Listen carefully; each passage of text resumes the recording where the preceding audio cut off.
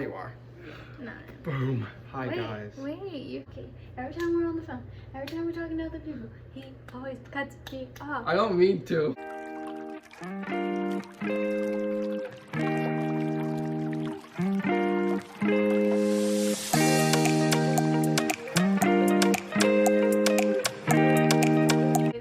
Hey guys. Hi.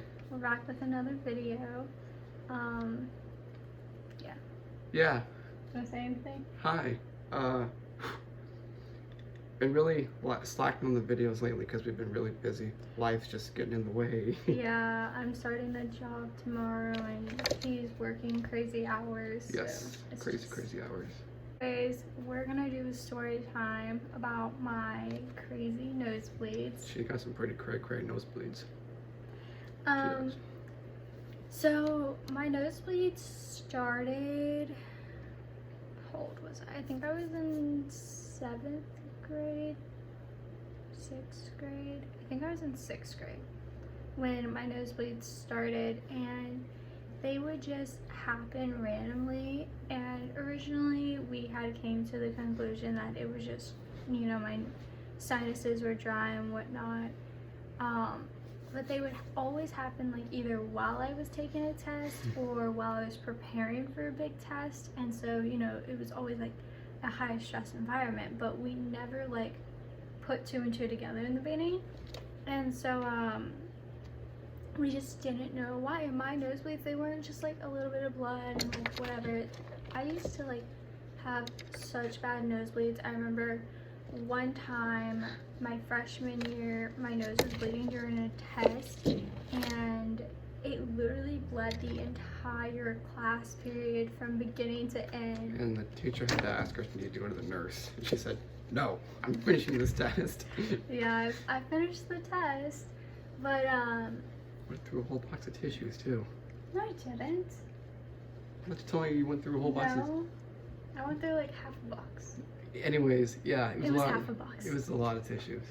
I would get really stressed out and my nose would start bleeding.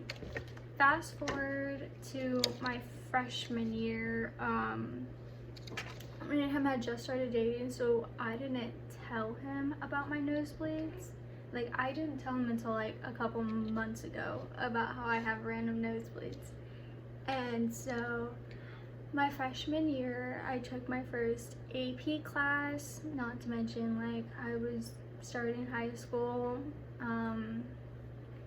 and so there was a lot of stress, and I got my first B, and then I got another B, and another B, and it just kept piling up, and there was just like so many things going wrong with my grades. Like, I wasn't getting C's, they were high B's, they'd be like 89, 88, but it would still stress me out, and I was like, why am I getting B's? Like, I'm a straight A student, why am I getting B's? And so it was a lot of stress, and my nose would bleed all the time. Like, I would wake up and I'd be thinking about everything I had to do that day, and my nose would just start bleeding, but I still didn't think that it was stress induced. I think this was the worst. No, it might have been like the second worst. Second worst. The worst was whenever you were taking that test. No, that wasn't the worst. No. Well, the worst for me this anyways. time, that's because you didn't know about the other times. Yeah. This time was like the second worst kind of episode of nosebleeds I've had. Like, they typically stop when the stress stops, and so I'll go through periods of like high stress, and my nose will just bleed every single day, like twice a day, 3 times a day. It's crazy. And then I'll, like, whatever I'm stressing about will be resolved, and my nose will stop bleeding like magic. And then I find a new thing to stress about, and there it goes bleeding again. And so as some of you know, there's been AP tests last week and the week before and everything. And so my AP test was Thursday, May 21st, and my teacher, I'm not gonna say too much about him because I might make a video all about this teacher specifically, but it's great. My teacher is a very harsh grader. He is super tough on us, and his whole thing is, oh, if I'm tougher than the AP test, then you're overprepared. Better be overprepared than underprepared. And it means like, yeah, but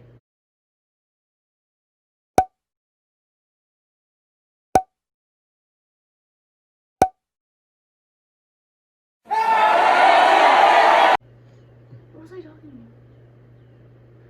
How your nose is bleeding during the exam. Oh, yeah. My nose is freaking bleeding during the exam because the entire time I'm taking this exam, I'm sitting here stressing, thinking my teacher is not going to think this is good enough. My teacher is not going to think I'll pass with this. You know, I pulled out all the stops. I'll even read it to you guys. Let me see. Did I share it with you? No, you don't. I don't think you did.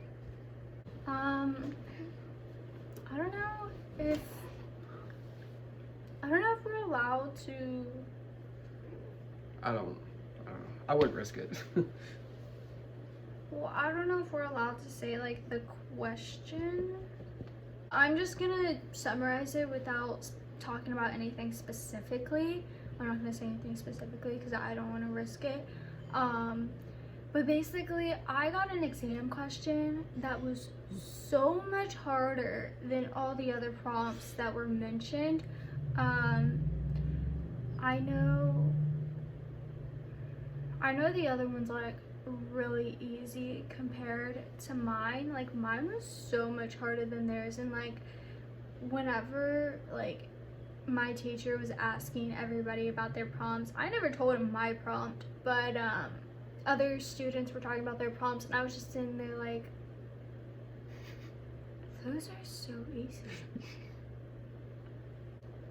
I pulled out all the stops with this. So I start off with my introduction paragraph. I think my contextualization was phenomenal. I was very specific. I used dates. I used people's specific names. I used causation and everything.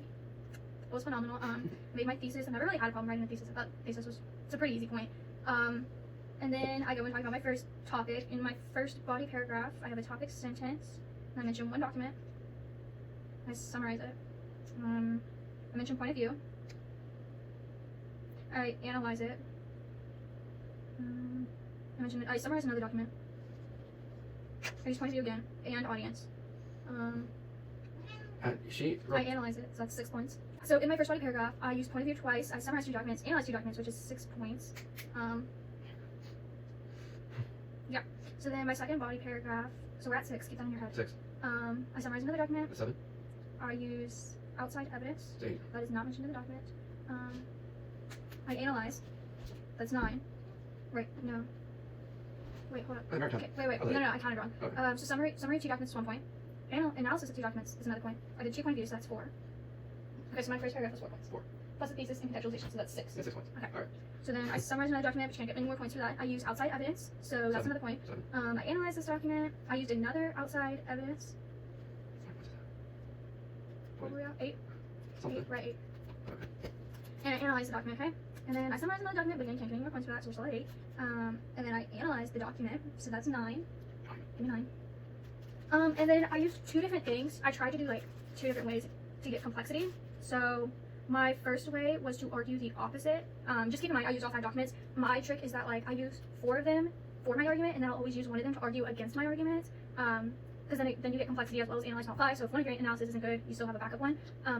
So I typically do use 4 documents for my thesis, and I'll use 1 to argue against it, just so that, like I said, you analyze and everything, all 5 documents, while trying to get your complexity. So, you know, you don't have to analyze all 5, you know, to be on the safe side, and then try to get your complexity. You kill 2 birds with 1 stone. So I did that, so I argued the opposite way.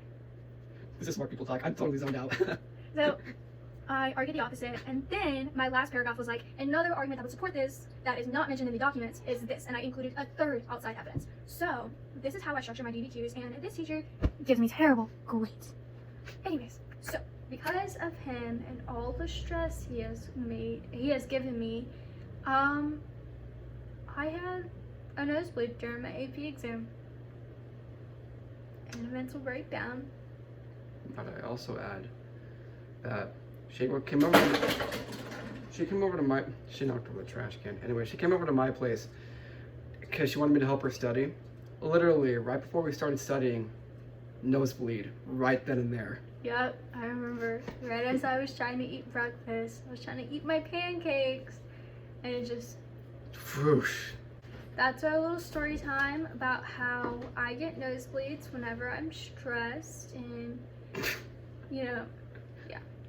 It's bad. It's actually kind of bad. It's not bad for your health. Her nosebleeds are bad, is what I'm talking about. But, yeah. I've never seen a nosebleed that bad. Yeah, they're just really gross. Really gross. I don't know. At this point, I'm kind of used to it. So, like, to him, it's like, oh my god. But to me, it's like... But anyways, we hope you enjoyed this video. And our next video will probably be bashing this teacher. But we don't know if we're going to do it yet or not. Yeah. So, give this video a thumbs up. Leave a comment. And please consider subscribing because, yeah. So, yeah, we'll see you guys next time. Okay, bye.